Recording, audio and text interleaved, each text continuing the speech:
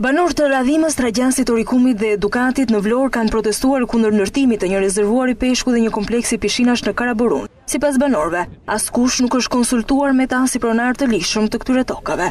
Edhe prefektës, edhe kryetarit u bëjnë thirrje. Mos kalojnë asnjë lloj projekti pa biseduar me komunitetin. Problemi këtu është që ne jemi pronar shekullor, kemi përfituar disa toka në bazë të ligjeve në fuqi. Dhe jemi dhe në vazhdim dhe në procedurë për, kemi dhe dosjet tona të zyrtarimit pronar. Pa komunikuar me pronarët, me komunitetin, me këshillin e fshatit radhim, me administratoren, në asnjë mënyrë nuk do të marrin vendime sepse do jenë vendime konfliktuale. U kam thënë, firmosni, mos njollosni. Protesta e banorëve në radhim u mbështet nga përfaqësues të Partisë Demokratike, të cilët thanë se projektet bëhen për përfitime personale pasi janë shkatruese për florën dhe faunën e zonës së Bregut.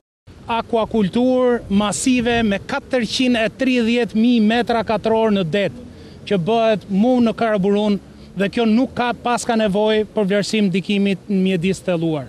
Kjo është qesharake, është shkelje e disa ligjeve, shkelje e disa direktivave të Bashkimit Evropian.